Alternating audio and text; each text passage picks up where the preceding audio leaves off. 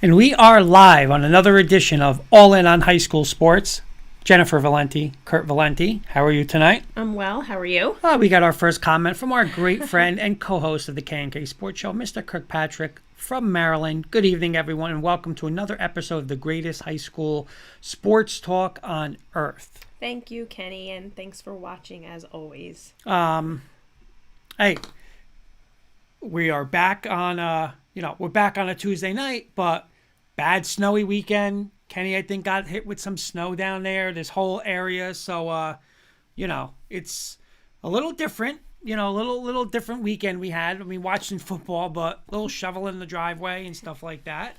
Coach Breslin, good evening, Jenny and Kurt. Looking forward to a great show. Thanks, Coach Breslin, and thank you for watching as well. Absolutely, Coach. Hope all is well. So what do we got on the agenda tonight? We have two fantastic guests slated for this evening. We are actually going to go out of state with our first guest. We will be welcoming Coach Dave Logan to the program. He is a high school football coach with over 25 years of coaching experience at the high school level in Colorado. An illustrious program that we'll tell a little bit more about when he arrives in a few minutes. But he is also a former NFL player and, ironically, for Mr. Kurt Valenti, the voice of the Denver Broncos out in Colorado. So because Kurt listens to his show daily, we were aware of his high school coaching gig. So we did reach out, and we are thrilled to have him accept our invite and join us this evening. Awesome. And then our second guest tonight. Our second guest will be David Cordoba, former wrestler at Kearney High School. This is nice night. Bronco it fan, is, Broncos, actually, it's Kearney, like the working Kearney. episode. Yeah. the Kearney connection and the Denver connection. But he is a former standout wrestler in New Jersey, but from Kearney High School. And he is the owner of the Cordoba Trained Wrestling Club. So we'll be talking to him about high school wrestling and his club, of course, in particular. Yeah, and you know what? Like, we've always heard, wrestling where, listen, from a little, from when you're at that little level of, okay, you're going to go obviously through your high school and stuff, but those wrestling clubs have always been popular. And it's just getting bigger and bigger and bigger. And now with the girls side, with wrestling, Kenny's asking, is it Kurt's birthday today? No, it's not my birthday, Kenny. Not my birthday. Show just happened to work out like that tonight. I know, it's funny. We didn't really even realize that till we were just doing it now. I didn't realize it anyway, both connections there. I see Kenny also commented about the snow melting fast in Maryland. Yeah. Well, it's funny. I went to school in Virginia, and when we had snow there, you would get, on the rarity we had snow, let me rephrase, like the next day we'd be like in shorts. It'd like be, and it'd all be gone. So, but it would shut down. And talk about snow. There's actually snow in Colorado right now, so hopefully we get Coach on with no problem. Yeah, exactly. He has to get home from his radio gig, and we'll thank him, of course, when he's on, but he's squeezing us in tonight for sure. So we're working with the time zones, we're working with his schedule, and as always, we really appreciate that from all Big of our news coaches. from Dr. John. Dr. John, hope all is well. And his news is, so big news. Coach Pierre at Irvington, Gogarty at Cedar Grove, and Lamont at Caldwell were named the New Jersey Football Association's Coaches of the Year, meaning their peers elected them. That's awesome. Fantastic. And you know what? I love, Dr. John is always great for giving us, good news that's current, and so thank you, Coach, for dropping that in there. But I love that they are nominated by their peers because it speaks volumes about what they do. So that's fantastic. And on the football front, you have some breaking news. Yeah, a little breaking news. One of our good friends at the show, obviously always associated with Ramapo and stuff like that, but Coach Brian Gibbs today became the offensive coordinator at St. Joe's. So, congratulations to Coach Gibbs. Coach Breslin's actually saying congratulations to the three coaches. And Coach Lamont, if I'm not mistaken, of Caldwell, actually just announced his retirement this week from the program. Well, you know what? It's a great way to go out. Absolutely. Undefeated, Absolutely.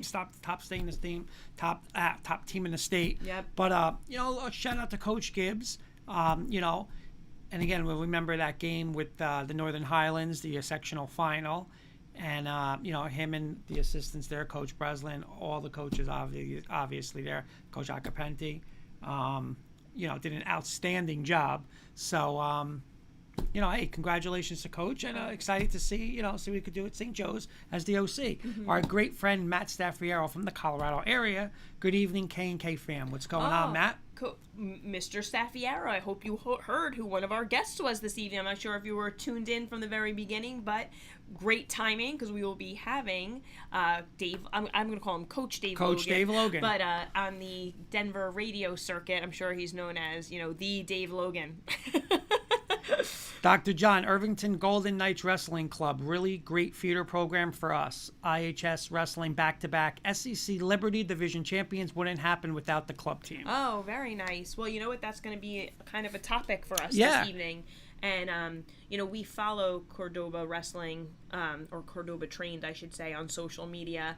And it's, you see kids from all over, obviously, but when you have like a feeder program that can go right into your high school, but just the importance of it in high school sports in general, in all sports, that club circuit has been and is becoming even more important. So. And then as Matt saying, the voice of the Broncos. Absolutely, so, yep, play-by-play, right on the KOA play-by-play, and his afternoon show, which is awesome, which has become part of our dinner. We'll tell him tonight. It's usually Bella, you, me, and Alfred and Dave. Oh, it's so funny. With that part of that side of the show. So we are giving Coach Logan time to safely get home from his radio gig. So he will be joining us shortly. But I wanted to follow up we did a couple of topics 2 weeks ago. Coach Breslin joined us, and one of our topics was about multi-sport athletes. And I feel like the timeliness of that topic with the NFL playoffs, was very timely. Because you actually, if I'm not mistaken, sent me a picture. I have to try to find it. Because I send you a lot of pictures. It was the divisional semifinals, right? So there were 8 quarterbacks represented, if I'm not mistaken. Yes, it was the divisional round. And the 6 of them were multi-sport athletes in high school, right? And Matt's giving us a good update. It's snowing pretty heavy. Lives about 15 minutes from the studio. So. And after that, I saw something posted, and I sent it to you. I'm going to try to find it while you're talking. About one of the top football recruits in the country at quarterback. Is Arch Manning the top quarterback recruit, or can we just say one of the top quarterback recruits for his class? I would say he's the top. He's definitely one of them, but I would say he's the top. So of him playing basketball, right, and dunking in front of some of the scouts that were there to see him. That was kind of something we touched upon too, that multi-sport athletes, when they're being recruited, the coaches might come see them play their other sports. So it was very timely, and I think that kind of speaks volumes about the importance of playing multiple sports. As usual, I do not have that picture. Coach Breslin is saying, yes, we talked about him on the show. Mm-hmm. I cannot find that right now, but I want to say it was it 6 out of 8 of the quarterbacks that were in the divisional round that were, they played all 3 sports. And there was one, I want to say it was Stafford. One of them played 4.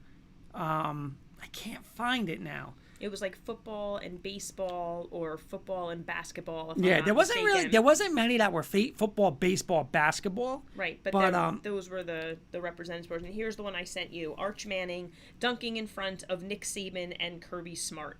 So that was him playing basketball, which is, if you can't find it, you can't find it. But the point is, there's Dr. John Arch is the number one national recruit in his class. I didn't want to go on a limb and say that he was the number one. I was assuming just with the name alone. You know what? I'm gonna throw this out there for you, okay?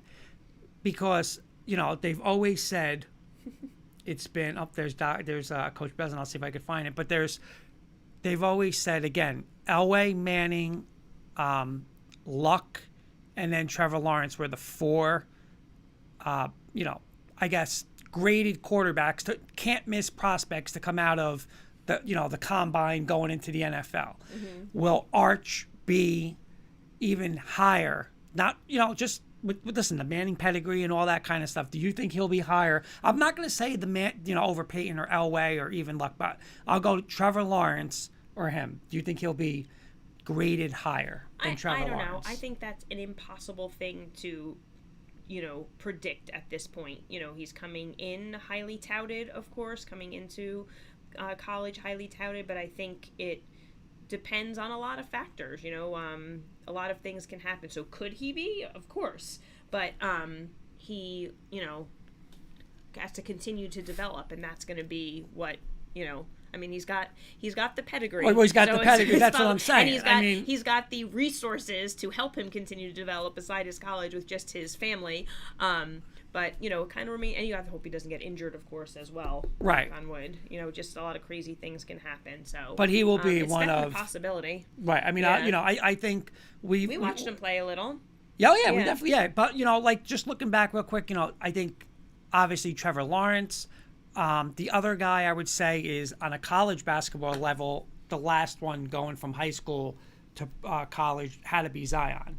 And just that was an absolute circus, like having him at Duke. And I'm listening, it was great. It was like, they were rock stars, like it was wherever we went to go see him live in Virginia. Can I tell a quick story? Sure. We did. I will have to say that one of the best gifts that Kurt Valenti ever purchased me was Duke UVA tickets in Charlottesville, Virginia, when Zion, RJ Barrett, Cam Reddish were playing for Mike Krzyzewski. Now, keep in mind, I'm saying that not because I'm a Duke fan, because I'm a University of Virginia fan. Which the year they won the national championship, they had Ty Jerome, Kyle Guy, Mamadi Diakite. I'm forgetting the one from who plays for Atlanta now. DeAndre Hunter, right? Awesome year. I think they lost 2 games that year, both to Duke. Yep. And the one we went to was a loss. They won. Actually didn't win the ACC championship that year, did they?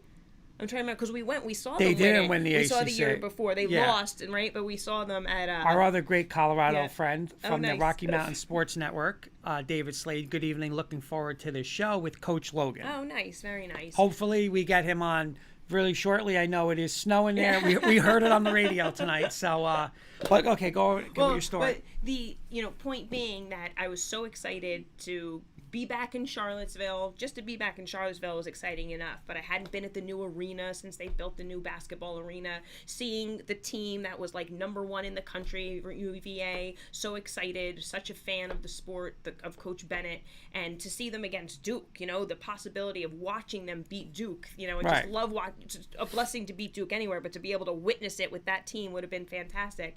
But of the 2 losses they had that year, that was one of them. But the thing that's crazy is when we're talking about this, LeBron showed up at the game. Right, LeBron James, Rondo. Yeah, but going into that, I guess we're talking about Arch Manning, but we even say for high school. I mean, again, you got the Manning name, the pedigree, all that stuff. But you turn around now, is it going to be where, like Zion's? I bet you Zion at Duke probably got more quote unquote coverage and stuff than he does when he's in New Orleans. Right. I mean, think about it. They were national on national TV as much as they can report. I mean, the place it was like when we were down there. I mean, UVA won the national title that year, but everything was, hey, we're here to watch Duke. I mean, that's what it was. Like LeBron was there to see Zion. Right. Yeah. So exactly. So it was but yeah, so it was that was a fun experience, but it's just funny how that was a loss.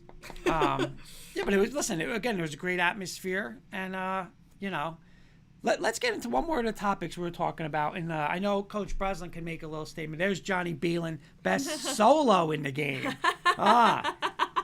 Saying hoops, throwing shade. Always throwing shade. So actually, one of the other topics, when Coach Breslin was on, we had a bunch of topics, and we ran through about 6 of them, and we had a few more. So one of the ones that we were going to visit at that time was, and Coach Breslin can definitely speak to this, and we've actually spoken to him about it before, is in COVID times, when athletics did start back up, a lot of schools were streaming their games so that people who couldn't, when they limited crowd capacity or there was no crowds allowed at all, people were still able to enjoy the games. So we have the topic of, is that something that schools will continue to do now? Right. You know, even though crowds are back allowed, it's almost as if I really don't believe there's any high school. I don't want to say that there aren't any, but I think the sanctions have kind of been lifted. You know, you're going to games, you're in the crowds. There's not really any,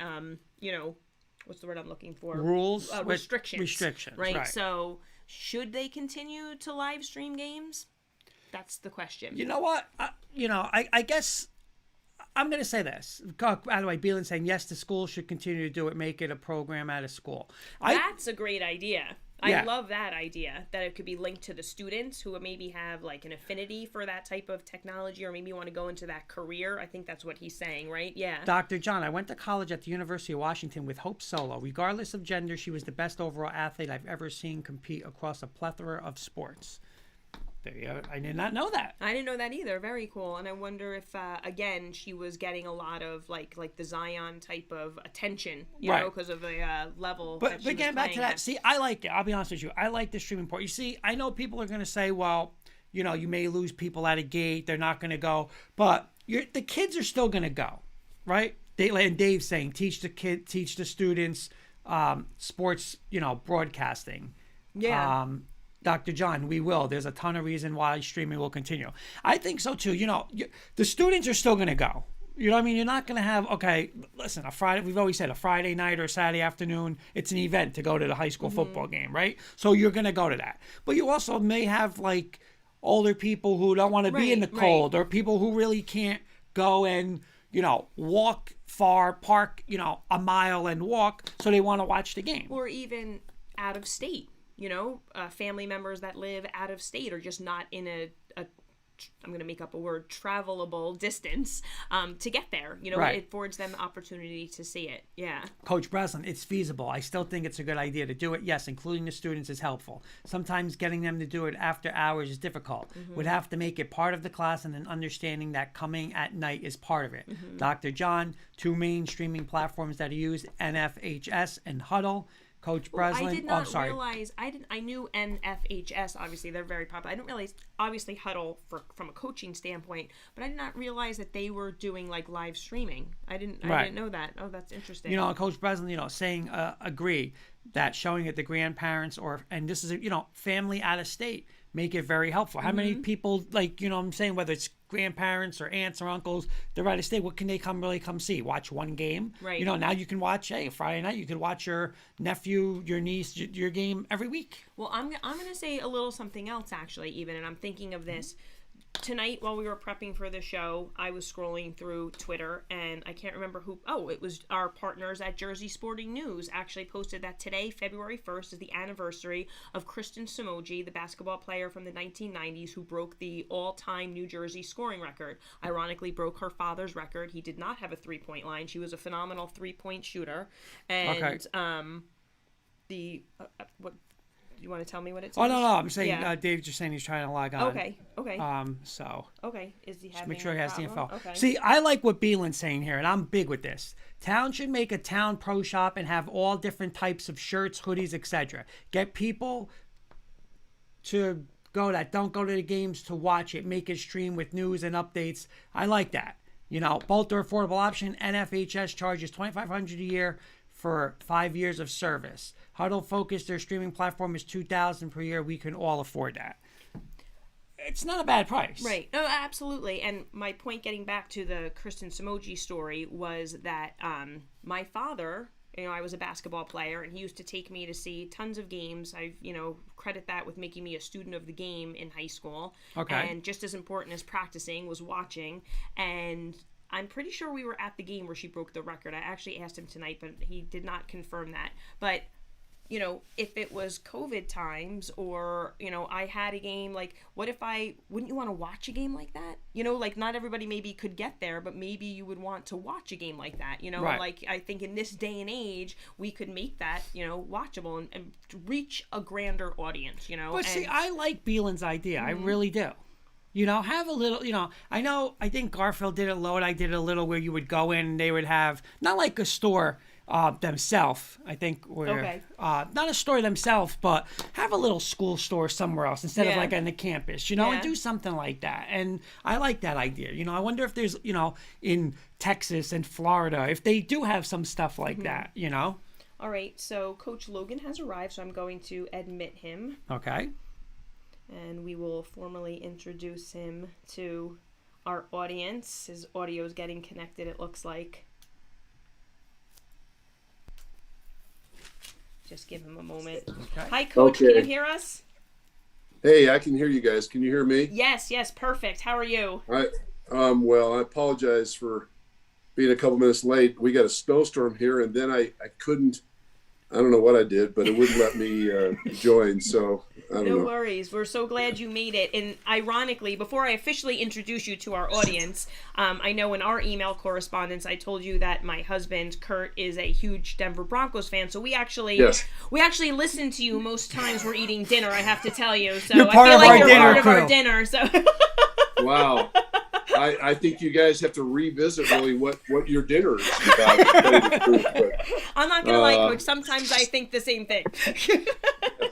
I'm sure. But Let me see if I can get this. the irony is we were aware of your weather situation because a few times Oh, as we're okay. listening, Right. I hear, oh, snow is expected, and I look at Kurt and I go, we're getting snow? And then I'm like, wait a minute, we're listening to Denver radio. Yes, of course. I'll shut this door one quick moment. Okay. No problem. While Coach is doing that, I am going to officially introduce. So we are joined by Coach Dave Logan. He is a former NFL player playing in the league for 9 seasons. He is currently the voice, as we told you, of the Denver Broncos as the play-by-play commentator for KOA Radio, where he also hosts a daily sports radio show. He is here tonight to discuss his high school football coaching, where he's been a Colorado head high school football coach since 1993, all at the 5A level, which is the largest school size in Colorado. He has amassed 10 state titles at 4 different schools, which is a national record, including 2 three-peats, 1 three-peat being at his current high school, which is Cherry Creek. He is also tied for the most state titles in Colorado history, and he is the only coach to do that in the nation so far at 4 different schools. So, Coach, your accolades speak volumes, and thank you so much for joining us tonight. Oh, my pleasure. Appreciate you guys having me on. We got a comment from Matt Staffiero from the Rocky Mountain Sports Network saying, Creek, let's go. And Kenny Kirkpatrick, Coach Logan, I am best friends with Kurt, and I can tell you I've never seen Kurt more excited for a guest on All In on High School Sports Show.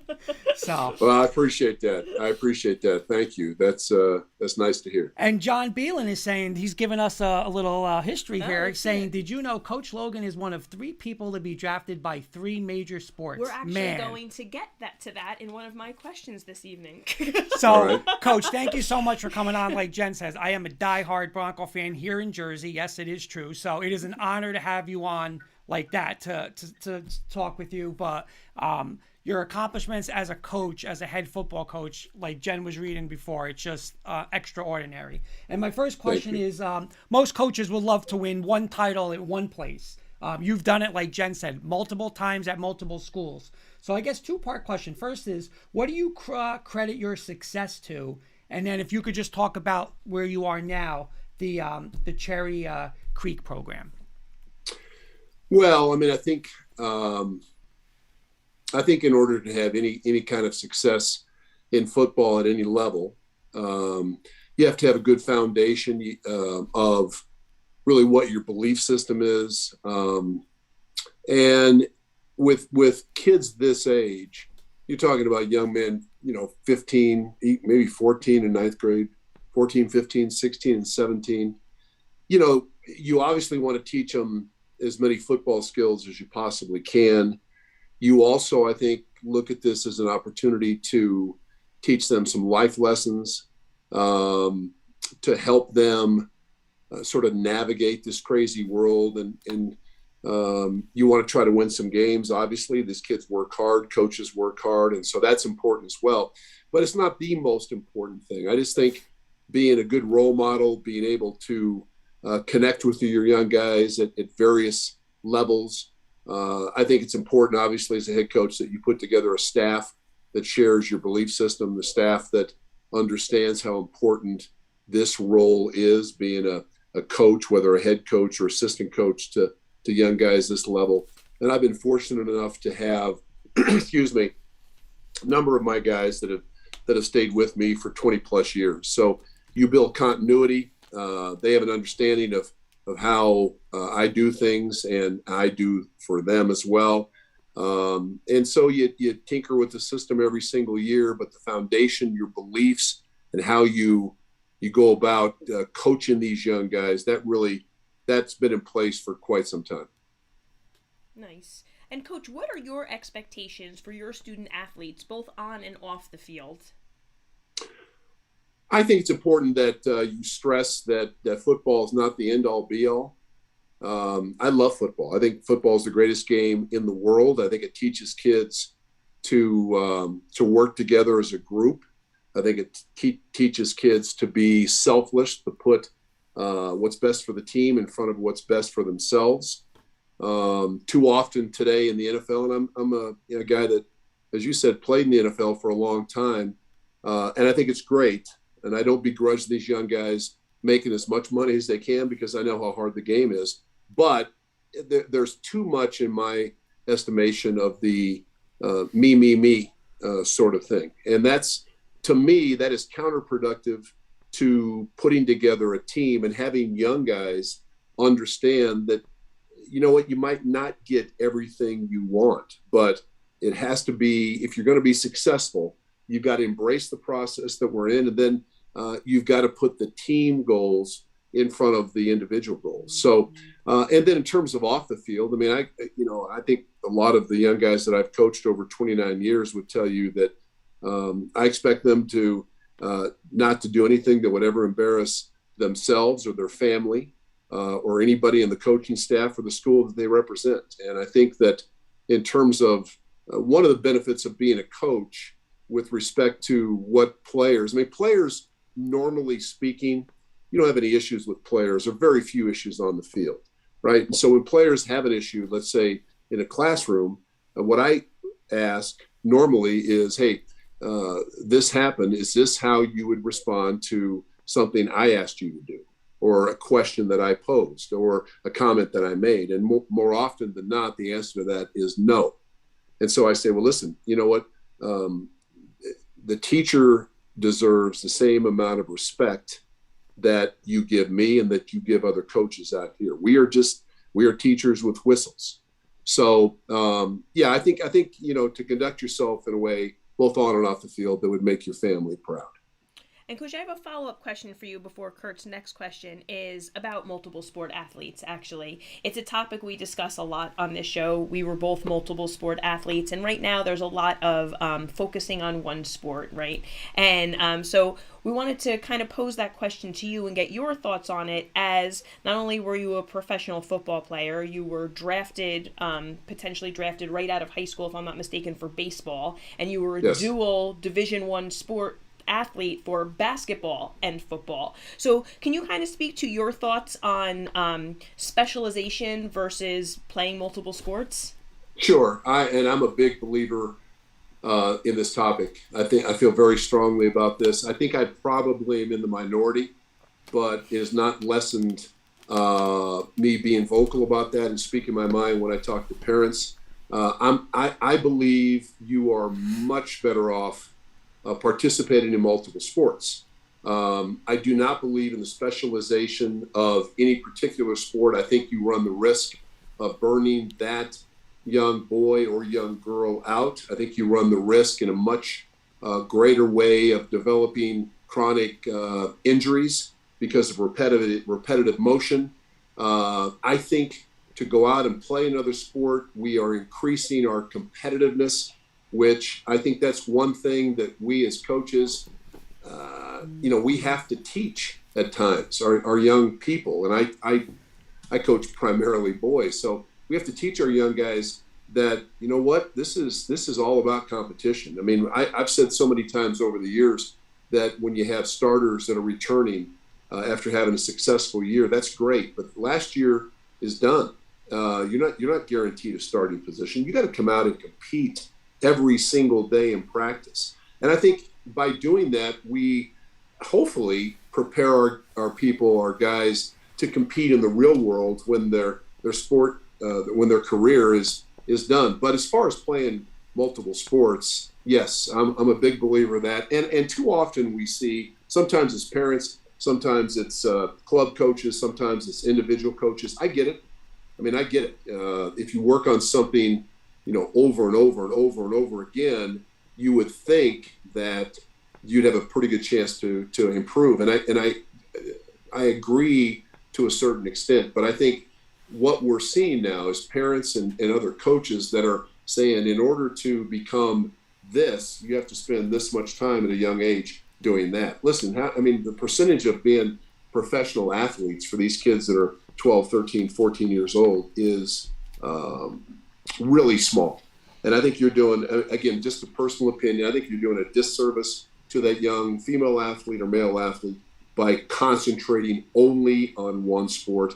The last thing I would say is I've seen too many times where a kid that has been concentrating on one sport since they were about 9, by the time they're 15, for whatever reason, they don't like the sport anymore. Mm-hmm. And then what's the fallback plan? Because you haven't participated in other sports. You haven't learned other skills. You haven't learned other things that could be of value to you. So absolutely, I think multiple sport participation is absolutely essential. Dr. John Taylor, our good friend, is making a comment saying you're not in the minority, Coach. I think most high school coaches agree with you. I find most of that pressure for playing one sport comes from parents and club coaches. He's the athletic director at Irvington High School. Okay. David Slade saying Coach Logan is a high school legend here in Colorado. Matt Staffiero, I remember the Mullen days. Dave's asking, Coach, was coaching college ever a possibility for you? When I first interviewed in 1993 to be a head coach, that seemingly was the narrative on the outset, that I was just jumping in after my NFL career and I was going to coach high school football and use that as a stepping stone to go coach college or beyond. And frankly, that was not, that narrative was on the outside. That was never part of my narrative. I just always wanted to work with high school kids. My dad was a youth coach. Unfortunately, he passed before I became a head coach, but we had many conversations about the importance of giving back to young people, working with them and trying to teach them various sports and mentoring them. And so that's really what I want to do. I've had opportunities. I was offered the head coaching job at a university here in the state. And, I've had NFL offers a couple of times to be an assistant coach. I just never wanted to sort of drag my family through that process. I think I would have loved it if it had been just me. I think I would have, because I love the X's and O's of football. I love the strategy. It's a game of chess on both sides of the ball all the time, which really is fascinating to me. But no, frankly, I'm very satisfied being a head coach in high school, and I would quite imagine that will be where I'll end my career. Okay. Dr. John, also, again, he's an athletic director at Irvington High School who just won a state championship in New Jersey. And he's saying, as an athletic director, I always try to find ways to support my coaches. What are things you ask from your AD to help you and your players feel appreciated and be put in good position to be successful? Yeah, I think that's a good question. I think in terms of the athletic directors that I've worked for, you ask for their support. You ask for them when you have issues with parents, and inevitably you will from time to time. You ask for their support in that. You ask for the kind of support that listen, high school coaches don't coach to make money, right? I mean, we know that. Salaries are minuscule. I mean, honestly, this is 29 years for me, and I think my salary this year, and it's the top here in Colorado. I'm off the scale. I think it's like $5,000. Wow. So you got assistant coaches that you try to take care of. But I asked for the athletic director to find our sport and the support of our sport to be as important as we feel like it is as a head coach. I mean, getting word out to the student body and making home games a big deal. We've seen a decline in that really over the years. I mean, even back in the mid-'70s when I was in high school, high school football in Colorado, it just was the thing to do. And every weekend, seemingly, you had stadiums that were very full. We at Cherry Creek draw pretty good crowds for home games, but too often I see other schools that don't. And I think part of it is the covering of our high school sports, and that's part of the media's responsibility, as well as generating support from the student body. So just things like that, things that I've learned a long time ago. I don't worry too much about things that I cannot control. So I just try to, with the things that I can control or have a say in, I just try to be as intentional as I possibly can. I'm just going to piggyback off of what you said, because Dr. John is a good friend of the show, and we follow him on social media as well, and he takes care of all of his programs. Yes. I feel like gives them even all levels as well. So, and that's awesome. And him commenting like that is showing that he wants to help support his coaches is just, again, speaks volumes as him as a person. And I feel like you hit the nail on the head, Coach. Like, I coached 2 varsity sports that were not big time sports, field hockey and girls lacrosse. And you know what? My AD was always on my sideline at every home game. So, would get on the bus before a county game or a state game and wish my team well. And it was those little things. I mean, I loved him. I really did. And it was those little things that, I really look back and appreciate. Did I love new uniforms? Yeah. But but you know what? Those little things. So thank you. That was Sure. Coach, my next question, the football has definitely been changing over the years, high school level, college, even in the professional level, especially on the offensive side of the game, particularly with the quarterbacks, with the mobile quarterbacks and stuff like that. How important is it, would you say, starting from that high school level, that you as the coach and as a coaching staff, that you guys, I guess I want to use the word adapt to what you guys have talent-wise, because like you said, year to year, it could be totally different. You might have a mobile quarterback. Now you have a pocket quarterback. So how important is it for you as a staff to adapt as much to your players, and or talent? Yeah, I think that's an excellent question. And I think really, I have seen and coached against and coached with some really smart football people that have been at the high school level, right? I know from the outside looking in that I think at times fans, parents, people that really don't know can look at their team or whatever and say, well, it's just a high school coach. Trust me, I've seen some high school coaches that I think know more football than some of their college counterparts, because I've seen these college guys, not all of them, but some of them get up on a board when I ask them, hey, let's talk a little bit about your offense or your defense. What do you like to run? And I'm amazed at times of how much and how good high school coaches really are. So, I think that I think in terms of adapting, one thing that makes it tougher on high school coaches, now colleges are starting to get into this because of the early out rule for the NFL, but in high school, your roster, in terms of the kids that actually play the most, turns over every couple of years. And as you said, you might have a junior quarterback that is a prototypical pocket passer for 2 years, and so you tailor your offense. You don't change the foundation of what you believe in, but you tailor the offense to suit his particular skill set and the others around him. Well, then the next year, maybe you've got a sophomore quarterback that is more of a mobile threat, a guy that can run. So I think the best coaches and the programs that are successful are able to recognize during their summer work, their off-season work, as to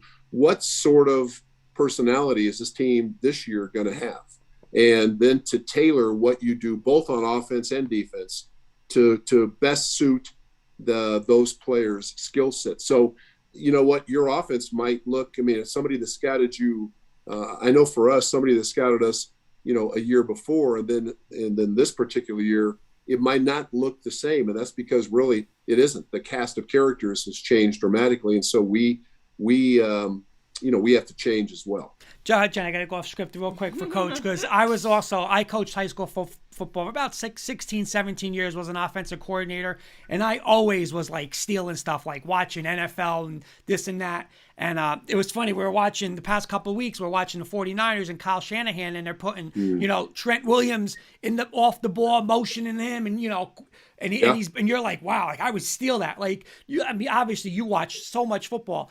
Do you ever like whether it's just watching home being like, yep, I like that, I'm going to incorporate that? Oh, without question. I've done that for the last 29 years. I mean, I watch, since I became a head coach, I watch football totally differently. And I watch it with a pad and a pen. That's it, yeah. And I've got because I'm the play-by-play voice of the Broncos, I've got the ability to see their all 22 stuff with any team that I want. One tidbit that's worth mentioning, you mentioned Kyle Shanahan. Of course, my last year in the league was his dad's first year in the league as wide receiver coach. And he was the wide receiver coach of the Denver Broncos. That was the team that I had just been traded to. And so I became very close with the Shanahan family. In fact, Kyle went to Cherry Creek High School here in Denver. So he is a large following of fans in the Denver area. But I think he is as creative in terms of what he likes to do on offense as any coach that I've seen in recent memory. And what he does that I really love to see is that, he'll give you different formations. He'll give you different personnel groupings, as you mentioned, with Trent Williams in the backfield. But the foundation of his offense is on power running. I mean, he's able to run the football with power. He did it this year a lot with Deebo Samuel, which is such an unconventional way to do it.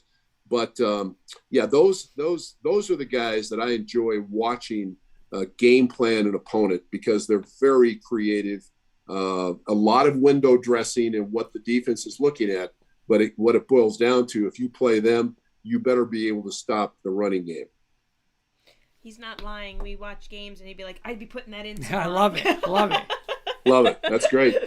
That's great. Coach, we actually started this show during COVID. It gave us the time to kind of start something we kind of always wanted to do as two former coaches. And our kind of idea behind it was highlighting as many players and programs as possible. So would you take a few moments and talk about some of your athletes that played a pivotal role on this year's squad and the season you just had, as well as, if I'm not mistaken, you have some seniors who will be graduating who've committed to play at the next level?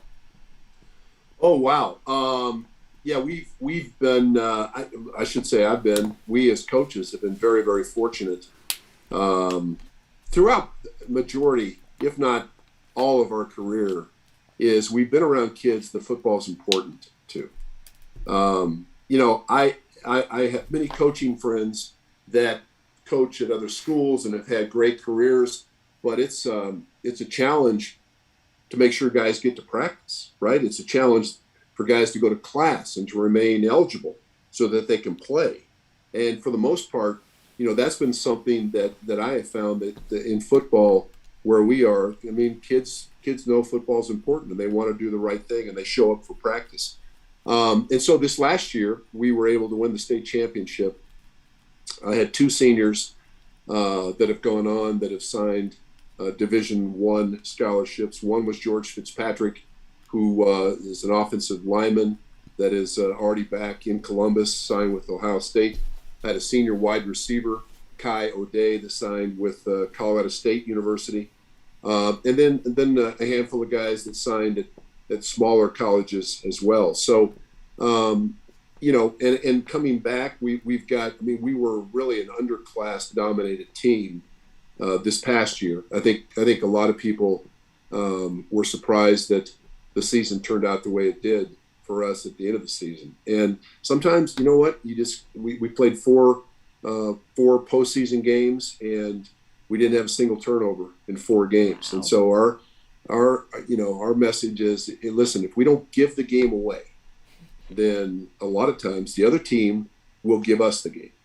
So I was so proud of the kids to play. We played 4 good teams, and to not have a single turnover, it puts you in position, at least gives you a chance to win the game. Mm-hmm. So I was really proud of this last year's group. Nice. Coach, I got one more because, again, we're from New Jersey, and I obviously could never have told by the accent. New Jersey. Listen, we have there's great football in New Jersey. You know, we just had on Yep. Bergen Catholic High School there, where I want to say they finished number 3 in the country. And Yep. but the only thing where a lot of people, I'm not going to say they look down on it a little bit, but the state championships. You know, when we say, you know, we had a couple years ago, and New Jersey's working on it.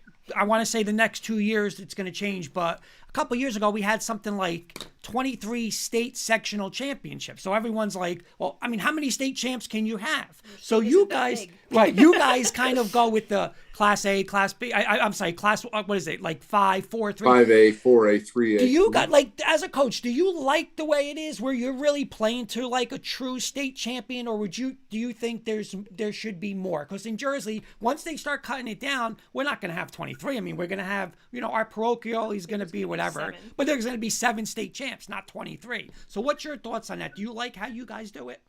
Yeah, I'm not familiar with the New Jersey rules. I mean, you guys had 23 state champions in You football. know what? There- It is. We have Group 1, Group 2, Group 3, Group 4, Group 5, Parochial A, Parochial B. So there's right? like a North 1 Group 1, a But North each- 2 Group 1. Each group has 4 sections. And the purpose of that is to what? So you play to a sectional title rather than these. You have a North 22, Dr. John saying Okay. 22 section. We have 22 state sectional champions. You would play to. I mean, that's more than California, I think. It's excessive. Yes. Yeah. So Yeah. it's really. I mean, I I- think for So like a Group scheduling- 1 team, there's really no Group 1 state champ. Like you could be, like I said, North 1, Group 1, and then you're North 2, Group 2, or in the South, and they're not playing each other. So it's like, there's 4 Group 1 state champions. It's kind of like that. I'm not familiar with that. That's the first I've ever heard of that. I'm sure there are people in positions of power in New Jersey that could tell us exactly why that is. But I mean, I like the way we have it here in Colorado. You have, I believe it's 42 5A teams, and it's based on the size of your school, your enrollment.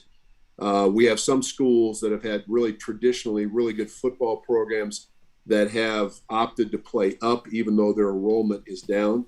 And I certainly understand that. I just always, for me, it would be that I think kids want to play against the best players they possibly can. And I'm all about trying to put our kids in positions where, I mean, we're now waiting on our week 2 game where we have a chance to go down and play a really good team in Texas. Now, my mom was from Dallas, and so I have roots in Texas. I'm eminently familiar with Texas high school football, and we might be biting off a chunk of the bear's butt that is a little bit too savory. So, but I think it's a great experience. Yep. Great experience for my kids. We try to run it just like a college trip in terms of what they wear. We get to the airport, get to the hotel, bed check, the whole 9. So I'm all in favor of it. If you lose a game, you lose a game, but go out and compete with the absolute best teams and give your kids a chance to play on a big stage and hopefully get them ready, at least for some of them, to go on and play college football. And Dr. John saying Jersey has 22 state sectional champions. California has Okay. 14. He's saying 14 for Wow. California. Okay. That's a good. I don't know how that comparison, makes yeah. any sense, Exactly. but it is what it is. It will be changing. Yeah, they in will New be Jersey, changing. yeah. So Okay. But just an interesting to get a different perspective. Coach, Sure. we're gonna do a last little bit with you, if you don't mind, that we call rapid Sure. fire. We're gonna throw Sure. some more fast-paced questions at you for a little more fun. Do I right, get so- one-word answers, or are these just you rapid can give fire? you can give more. I think there'll be more. I think they'll require more than one Yeah. word. But Okay. So coach, real quick, we get married. What was it? 17? What was it? 2018? Yep. We get married You have 2018. to ask Jen. I You do, have to I ask do, her Coach. when you got married. I do. But Yeah. so we That's said, why oh, you're not an offensive coordinator anymore.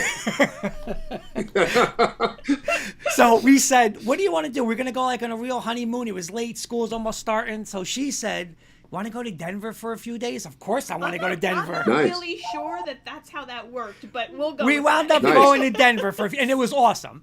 The only thing was we had a little problem, Coach. We didn't find we really didn't find a pizza place and a great Italian place when we were down there. So when we go again, can you give me a pizza place and an Italian place that we definitely have to hit up? Oh wow. Okay. I live in the southern part of the city, so or south of downtown. How about that? Southern part of the city. So I would say we like to go to Perry's Pizza. Matter of fact, we went there last weekend. So I would say that. And man, Italian food. I love really good old fashioned, like home. I have to have the noodles homemade. I don't want the canned stuff. So where would I go for really good? There's I'm going to gag on this too. There's a really good restaurant in downtown Littleton. It's a family-owned restaurant, and damn, I'm going to gag on the name. Let me think about that, and I'll let you know hopefully before the show's over. But it's quaint and excellent homemade Italian food. Thank you. Yeah. Well, we stayed right in the heart of Denver, right? Not far from that strip, right, where you did all the little. I can't remember the 16th name Street Mall. Yes. Yeah, Yes. definitely. So we stayed, Yeah. So you're probably 20. I would be 25 minutes or so south. Okay. All right. Okay. Yep. So, and I think we ate. Is there an Elway's in Cherry Creek? Now that I'm thinking Yes. of it. Yes. Yes. I just was thinking. I think that's the one that Yeah. we ate at, if I'm not mistaken. Right. Okay. Yeah. Just all coming back to me. And I've heard of that guy. So what's funny is with the pizza question is we went, we're Jersey people. We go to Manhattan a lot. We live There's 15 minutes there's from- pizzeria after pizzeria where we're from. You Right, could get a slice right. anywhere. So one night, Kurt's like, "Well, let's just get a slice," and we couldn't find a place that would sell us just a slice of pizza. Oh wow. Wow. It was like a pie, or I'm serious when I say we could go in any 5 minutes in any direction. It was Yeah. it was eye opening for these Jerseyans.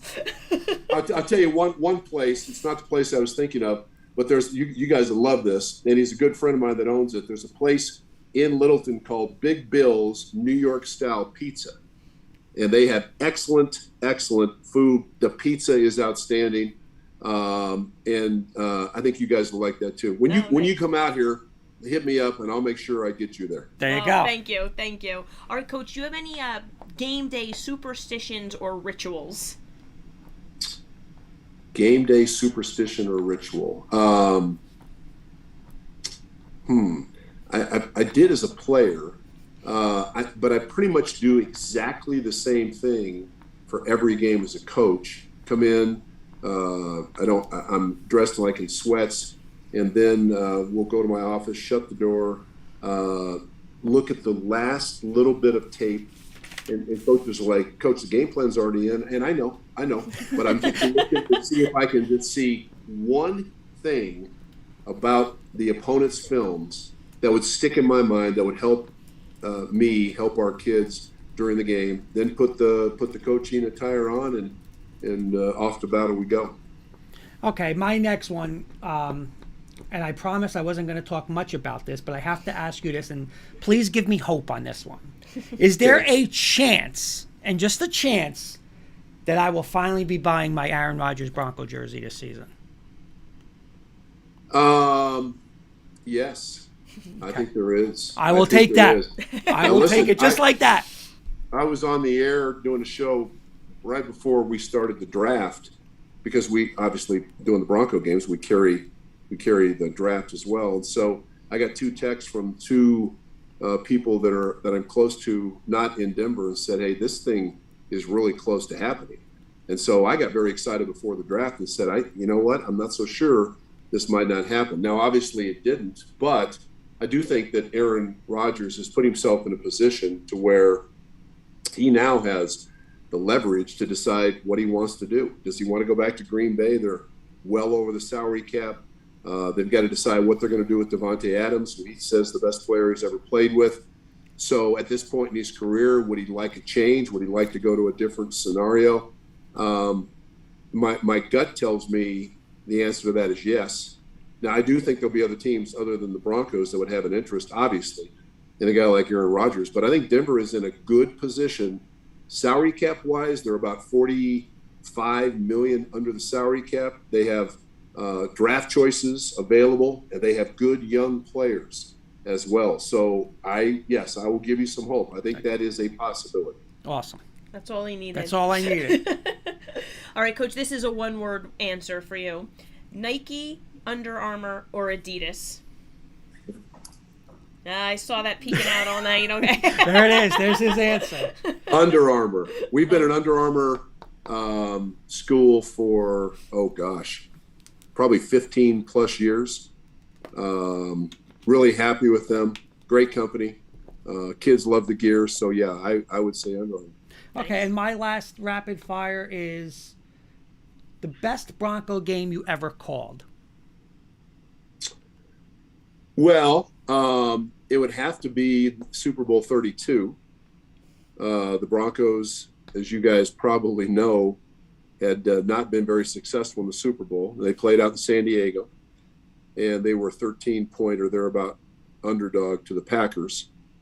And, as Terrell Davis scored that last touchdown to put them up by 7, and then we hit the 2-minute warning, and my color analyst at that time was Scott Hastings. He was headed down to the field to do the interviews down in the field, and it hit me as a kid from Denver. I mean, I grew up in Denver, that these guys are 2 minutes away from winning a Super Bowl. How cool would that be? Because the Broncos, back in the mid-'60s, in fact, their franchise was founded in 1960, but for the decade of the 60s, they were not good. And then, the 4 Super Bowl losses. Yep. They were blowout losses. So people that are Broncos fans had taken a lot of grief. There had been a lot of heartache to be a Broncos fan. And so it hit me at that point, like, you know what? All of that can get washed away here in the last 2 minutes if they can find a way to get a stop on Brett Favre and the Packers. John Mobley, baby. John Mobley. Yes. That would, at John Mobley, it's right, knock the last pass down. That would have to be, I think, just because of the magnitude of the game, my favorite game. And, Coach, my last one for you. We can't end without getting your Super Bowl prediction. Bengals or Rams? Ooh.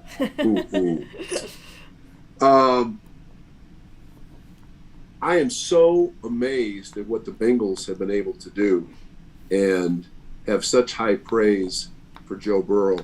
On the other side, I think the Rams had to not only get to the Super Bowl, but they have to win in order to validate, to make the trade for Matthew Stafford a success.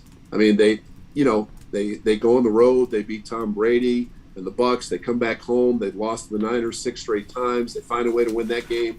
But all of that to me will not matter if they cannot win one more game in their home stadium in the Super Bowl. So I think the Bengals are very dangerous. But I think if I had to wager hard-earned cash at this point, I would have to take the Rams to find a way to win that game. All right, great. Thank you, Coach, so much for joining us. We appreciate you, coming home in the snowstorm, hopping right on after your radio show. We really appreciate it, and best of luck to you. You bet. Thank you so much, Coach. You bet. And I appreciate the fact you guys cover high school sports. I think that's very cool. So success to you guys. Thank you, Coach. Much appreciated. You bet. Good night. Night.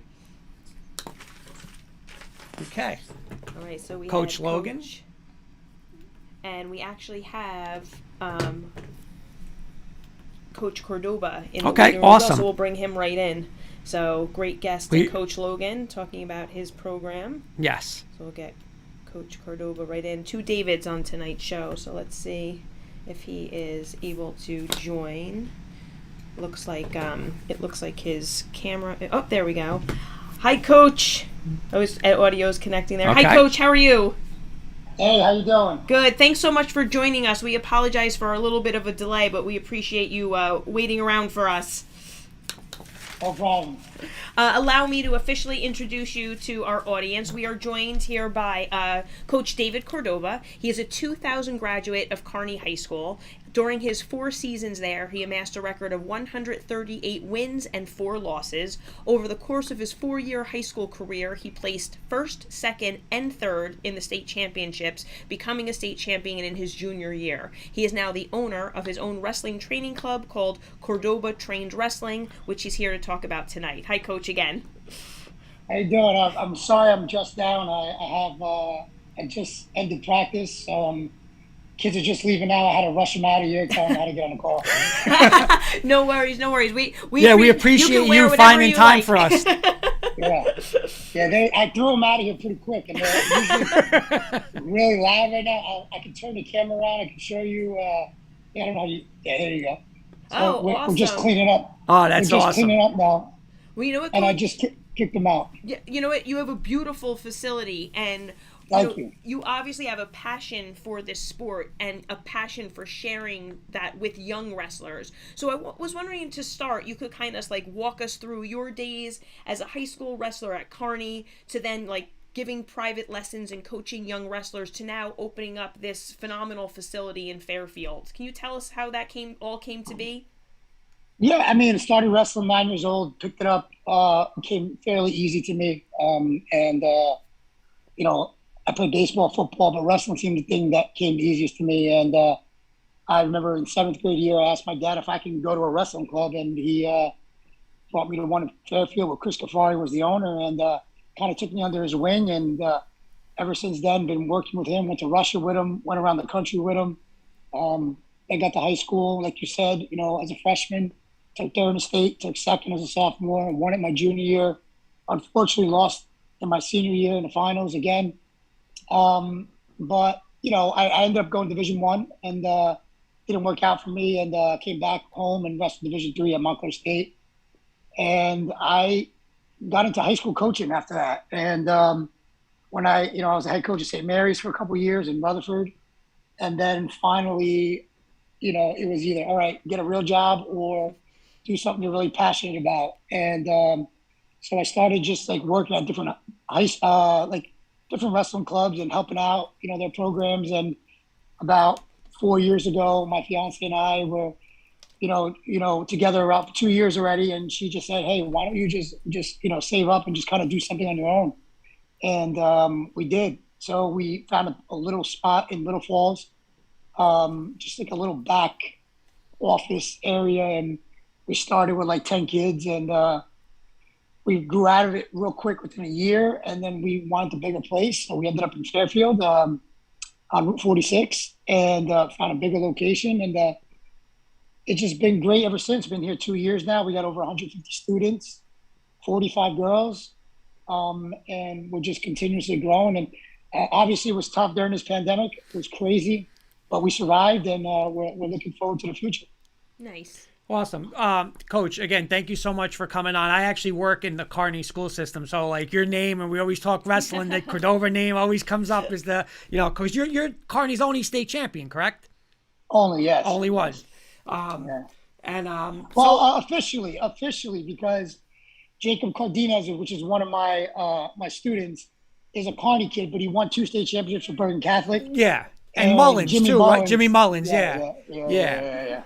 No, so that's awesome to be the only one. And can you just, Coach, can you go over a little more in depth about what Cordoba trained wrestling is?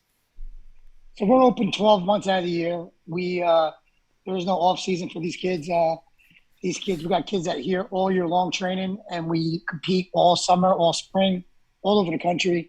And now they're in season right now, so basically they go to their high school or rec practices, and they come straight afterwards for more work. They do it obviously, not only for coaching, but they do it for different partners. They work out with the same kids every day at practice, and they want different guys from different towns, and it pushes them. So we start them at 5 years old, all the way up to high school. We do train MMA girls, and we train, college people, and, newly started working with girls, about a year ago. And I know we're going to get into that, but girls wrestling is blown up in New Jersey and all over the country. So we seem to have the premier program in the state, but it's growing everywhere. Every club is growing, and We're here 6 days a week and just training. That's great, Coach. And it's actually a perfect segue into my next question about the girls' wrestling side of wrestling blowing up. We last year we had a couple of female wrestlers on. Even from last year to this year, So much bigger. seeing they have their own state tournament. It's amazing to see. I feel like in the past couple of years, you've seen girls, and you could call them trailblazers, and now they've already, I feel like, impacted these young girls who, like you said, if I'm not mistaken, you have like elementary school aged girls who are already training with you. So I was wondering if you could speak a little bit about like how that has transpired, what you've seen, and if you really see it continuing to grow. Yeah. So, when I was younger, there was, see you later. When I was younger, there was girls that wrestled, and there was girls like, there was even a girl on my high school wrestling team, but it was just something like they just did, just to be a part of something. And I got friends of mine that are now in college and past college that wrestled in high school, and it wasn't popular. Like no one really kind of gave them the time of day, and so girls were only starting like freshmen, juniors, seniors in high school, and by the time they even started getting somewhat good, they're already graduating. And back then there was nobody wrestling in college anyway, so it was done for them. But they learned a lot of good life lessons that they talk about to this day. And when they look back and they see this, the way the girls are booming, they wish they could go back in time and do that. And the good thing is that those girls will then have and will have kids of their own. And if they have a daughter, you better bet they're going to be starting them real early, because they're starting at 5, 6 years old and everything, MMA too. And I trained a girl, Erin Blanchfield. She's only 22 years old. She's one of the top UFC prospects in the country, in the world, I mean. And, she's only 22. So she's one of the youngest girls in the UFC. And, back in the UFC, back in the day, you weren't good until you were 30, but it's starting younger and younger. And these girls are trailblazers. And in 10 years, I can honestly see almost most high schools having a full girl squad, and there will be full dual meets everywhere, on top of all the tournaments they have. Because they have tournaments every Sunday now. The girls are competing every Sunday. So, which is like, it was non-existent last year. Now they're wrestling every Sunday. Wow. It's just grown at like an exponential rate. It's crazy. Yeah, that's great. Yeah. Dr. John Taylor, he's the athletic director at Irvington High School, saying a lot of my wrestlers participate in club for that same reason. In high school matches, you may only see the top wrestlers in the state once a year. At clubs, they can see those top wrestlers each day. It's the best way to get better in the sport. Very nice. Yeah, I mean, the thing is, like, I talk to these high school coaches and I say, hey, listen, we're not against you. We're like, we're here to help. Right. Like, we're like, we're just adding in flavor, because you got to think about some of these, these coaches are, they're with their kids 3-4 months out of the year, and we spend 12 months out of the year with them, and we're with them all the time. So it's like, hey, we're going to prep them for you, man. And then when the season comes around, they're all yours. And we could be a team together. We don't have to be like, hey, don't go to the club, don't do this, don't that. I mean, we're all in this together. Grow wrestling, whether it's boys or girls, we're all on the same team. And to be honest, to an even bigger picture, we're just trying to help New Jersey wrestling be the best. Very nice. Dave, question: how rewarding is it for you, and you and all your coaches there? But I guess we'll speak. We're talking to you, so for your answer, how rewarding is it to see your wrestlers succeed and grow? Whether it's, like you're saying, they're in the younger kids in some kind of tournament, high school, whether it's states or just in their high school matches. How rewarding is it for you when you're training these kids, you're getting them ready, and you see them succeed? Some of these kids, you have them since they're little, and you see how far they've come since they first walked in here. And, some kids, they come in out of shape, timid, nervous, insecure. And when you start seeing all these changes in them, not even wrestling, just changes in life and the way they are, how they're more, just what's the word? They're just more outgoing now. They're more confident in themselves. and then they bring it to school, they bring it to day-to-day lives, and we talk to the kids inside and outside the wrestling room, and we're in their lives pretty much all the time. We know everything about them. We know their grades, their parents. I'm on the phone till like 12 o'clock at night talking to parents about wrestling, and they're calling me 6 a.m. in the morning. This is a full-time gig. This is not 3 hours and I'm done with it. It's all day long that I'm talking to parents, and you help parents out. You kind of like, walk them through the sport of wrestling if they never wrestled before, and tell them what to expect out of their kids and stuff like that. And watching the kids succeed and watching the kids become, they don't even have to be state champs. They just, even if they make varsity, or Right. if they had 20 wins this year, or the state champ is the icing on the cake. But like, just watching these kids grow and get better year after year, and wrestling's not easy. So to even see them last that long in the sport of wrestling is a job in itself, because it ain't easy to last that long, especially if you start at a real young age. Dr. John, I'm sorry, John, I'm just reading one more comment saying girls wrestling is one of the best things the NJSIAA has passed in recent memory. At our matches, when the girls hit the mat, the spectators are into it. Our girls are competing each weekend and they love it. As more girls see the passion their friends have, our numbers have grown. I now have 17 girls on the team from all walks of life and athletic backgrounds. Oh, that's awesome. And Jen, Very by the way, our nice. good friend Dan Worley saying what's going on. So Very what's nice. up, Dan? Hello, Dan. Thanks for watching, popping in. Coach, I was wondering if you could tell us a little bit about your staff that you have at Cordoba Trained. So my fiance, like I said earlier, is my, my rocker here at this gym. And she was a huge fixture of getting this girls program started. We started with one girl named Emily Santos. She wrestles now at Morris Knoll. She's a seventh grader. She came in here very timid, scared, only girl in the whole program, and really was just like, was just trying to fit in. And there was a point in time, she was coming all the way from Secaucus all the way over here, and it was a far ride on that, that Route 3 traffic, Route 46, and they'd take an hour to get here. And my Not to fiance interrupt you, was, Coach, but we Yeah. picked our whole location based for where we live based on that Route 3 Yeah. traffic. Okay, sorry, go on. yeah.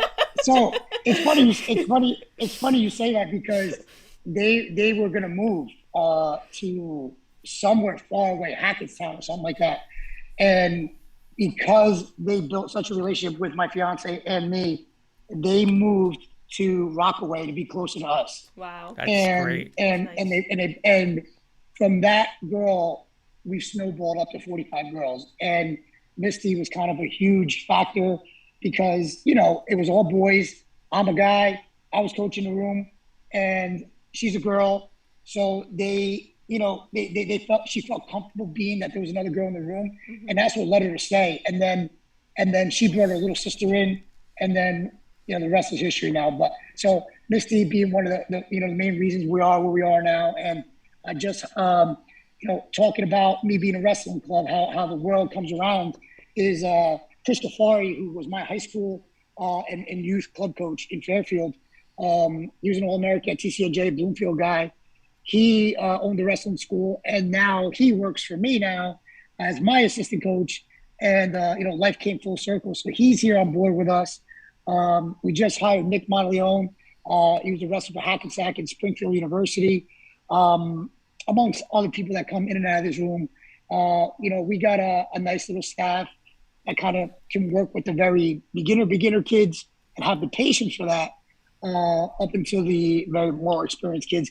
And the new venture we're on, teaching girls wrestling, which is a whole nother animal in itself, for many reasons, good and bad.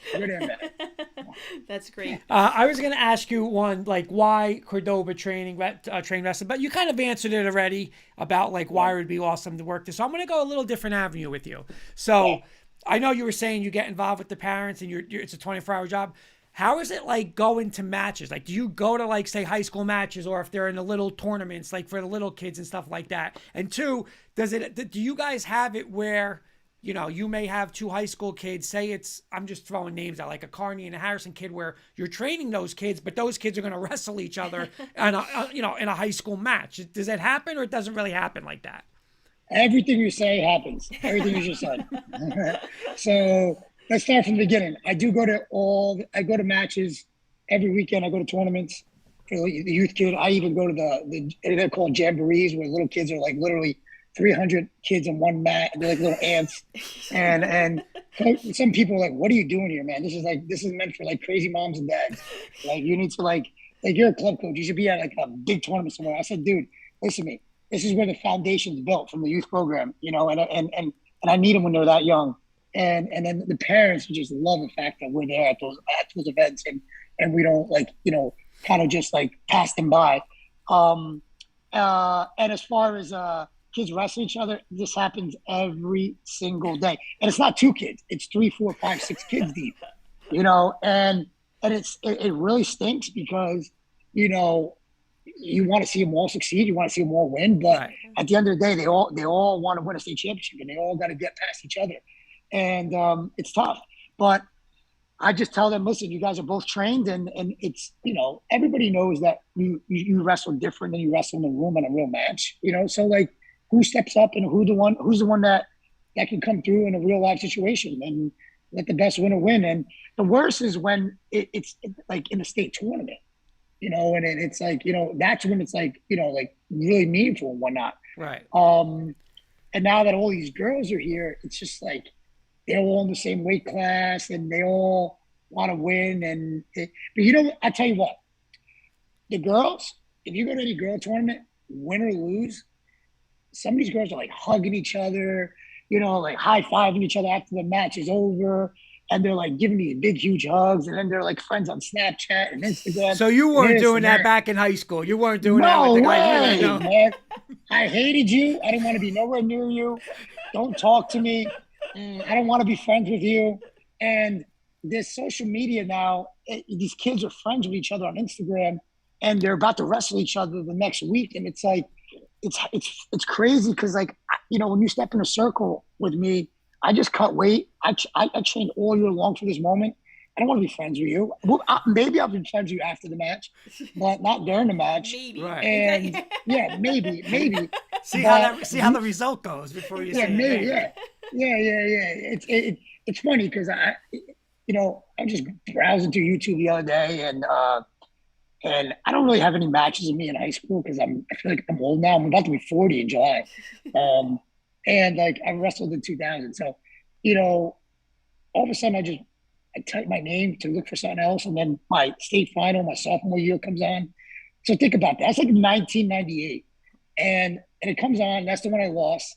And I watch it and I couldn't sleep all night long. And I wouldn't stop thinking about it for like a week. And I'm like, you were like 16 years old. Why the hell are you still pissed about it? I'm still pissed about it, you know? And I'm like, and I'm friends with the guy, and his son's wrestling now, and his name's Oliver Ruiz. We're really good friends. And, but I'm still mad about that match, and I can't get over it. I looked over at my fiance. She's like, why would you watch that at 1 o'clock at night? I said, she's like, now you're not going to bed. And I'm like, I'm not. And then we started chatting about it. She's like, are we really talking about your sophomore year in high school? I'm like, yeah, we are. But yeah, you know, it's, you know, these kids these days, you know, it's a different world, and, you know, they know who they're wrestling. They know everything about their opponent. When we were younger, we had to wake up at 6 o'clock in the morning to get the Star Ledger in front of Krausers and see who you were wrestling. And you didn't even know what that guy looked like until you stepped in the mat with him, you know, because there was no internet, there was no pictures, no nothing, you know. So I was like, oh, this is the guy I've been reading about for years, you know, and you get out in a circle and you do your business. But it's a different world, but it's good and bad, Yep. I think. Yeah. Coach, we're going to do a little segment with you before we go called Rapid Fire for some more fast-paced questions. Yeah. All right, first one. Who is the best wrestler you ever faced? Best wrestler I ever faced was, wow, that's a tough one. Best wrestler I ever faced. This is supposed to be rapid, right? This is not happening rapid. I mean, listen, I wrestled, oh my God, I wrestled so many tough kids. You know, listen, when I wrestled Frankie Edgar in my junior year in the finals, he was a gamer, man, and it was a tough match between him and I. We ended up going to college together and being roommates, and we battled in a room every day. You know, and we're friends, but we battle each other every day in a room. that was one of my toughest competitors. And then in the high school nationals, a couple matches. But I can't narrow it down. I have many. All right, Coach. Okay. You're a wrestler. You make weight. You win your match. What would you want to eat first to celebrate? Oh wow! anything in sight. You know what? Believe it or not, I'd want my mom's cooking. It was always like she knew what I wanted: chicken cutlets, rice, and I'm Spanish, so it was always rice and beans and chicken and stuff like that. So, nice. Because I knew if I ate that other stuff, I get sick to my stomach because I've been eating right all year long. But when the season was over, Taco Bell. There you Thank go. God I didn't blow up like every other wrestler blew up. They blew up, you know, and you look at me like, you would never think that guy was stage champ. You know, it's crazy. So you talk about food, grew up in Kearney, obviously, Stasha's, big sandwich place. Would you take Stasha's was a great one. Would you go Stasha's or would you go another one if you needed to go for a sandwich? In Kearney? Or, you know what? No, go anywhere. You're a Fairfield, and give me a sandwich place. Let's do this. Is Stasha's the number one in Kearney? It was. Okay. I think it was. And then, believe it or not, Midland Dairy has a good day. They do. Has a good sandwich. They do. Has good sandwiches too, you know. And then the other one on the Pike, Capeluti's. Capeluti's, yes. Yeah. They had good ones. But I'm a cheesesteak guy, so like there was a place, Russo's in North Wildwood. We go all the time. Yeah, Love it. Yep. Love it. Yeah. So you might wait there. You might wait there for an hour and 20 minutes for your food. Yeah, but you better order it ahead of time. Well, the good thing was that I had a short house in Wildwood. My pretty much my entire life in North Wildwood. So I spent every summer there, like pretty much my whole teenage years, stuff like that. So all the girls that worked at Russo's were my friends. So I get the back door, slip it out. Yeah, no line for me. Nice. No wait for you. So Russo's cheesesteak is my number one. Okay. All right, Coach, real quick, I'm going to go off script on my rapid. So now you coach in Fairfield. I grew up in North Caldwell, went to West Essex, we're Fairfield, and I teach in Fairfield, actually. So are you any Fairfield eateries that you're a fan of? I mean, listen, we're always at Piper Steakhouse. And we're always at Brook Tap House. Okay, yep. Which one of my buddies' sons that comes here from 40, they train here as well. Fairfield, where else do we go? I haven't tried that place, Loomies, yet. I don't know if that's good. I don't know. What was that one? Loomies. Oh, I don't know that one. Loomies just opened up right there. It's right down the road here on the way to Wawa on the right-hand side. I'm going to give you one to check out at Deli, Il Classico. Have you been there, Il Classico? Why does it sound familiar? It's right on 46 where the Dunkin' Donuts and the Walgreens is in that little mini mall.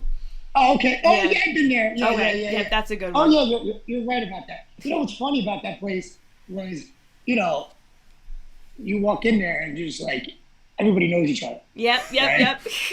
and like, I felt like I was walking into the scene of Sopranos. So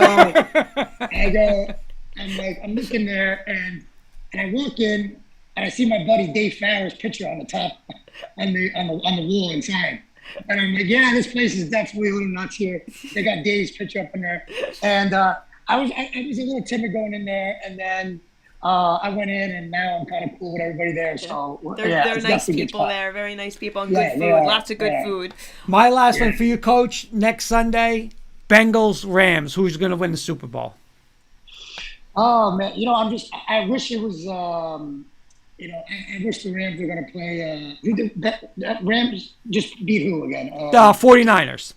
I was cheering for the 49ers, you know, but I'm going to go with the Bengals. Not because I'm see, my fiance is from Ohio, so she's a Steelers fan, but she's an hour away from Pittsburgh, so she's a huge Steelers fan. My Giants stink, so that's why I stopped cheering for them, and I've been cheering for the Steelers all year long. So if I'm going to stick with Ohio, I want the Bengals to win. Just because, just for her, I guess. But yeah, I'll be watching. Okay. All right, and Coach, my last one for you is a true rapid fire. You have a multiple choice question. Your preference: Nike, Under Armour, or Adidas? Under Armour all day. just Under Armour is everything, and we try to get all our gear in Under Armour, and every time we go to tournaments in Pennsylvania every single weekend, and we're always in the Pocono Mountain area, and we're down by the outlets. Oh, nice. So every time we go out there, me and my fiance come back with loads of stuff from Under Armour, and we just get it embroidered with my logo on it, and it's the only thing that fits good. But Adidas, I mean, you gotta love the wrestling shoes. Nike, not too much wrestling, more Adidas and Under Armour. All right, great. Coach, thank you so much for joining us tonight. Yeah. It was a pleasure to have you. We wish you continued success with Cordoba trained, and please keep up the good work. Yeah, with and all we'd the absolutely wrestlers. love to catch up with Yeah, you again. absolutely. Some of your wrestlers and stuff like that. You guys are more than welcome to stop in anytime. Film a segment. I told the girls that I was going on to talk to you guys. A couple of them wanted me to do a shout out to them. Awesome. Lucia, Chi, she wanted me to say something for you. Asia Torres. Who else that said something to me? Jennifer Laurie. It's just amongst them. But then, they're just look out for the Cordoba Train girls, because we're going to be winning a lot of state titles this year. And we're looking to sweep the first 2 weight classes and a couple up top. So just look forward to that, and our boys down in Atlantic City in March. No, awesome. We'd love to do that. Step down absolutely. We're gonna and take you get up some on of the that kids for on. sure. Absolutely. Yep. Awesome. All right, Coach. Thank Thanks you, so Dave. much. Guys. Thank you. Good luck. Thank you. Okay, so Dave Cordoba. 2 great guests tonight. Yeah, absolutely. Unbelievable. 2 great guests. And that was a great show. Yep. Great So, show. Thank you to Coach Logan, of course, Coach Cordoba, and thank you everybody for watching. And we will see you guys next Tuesday.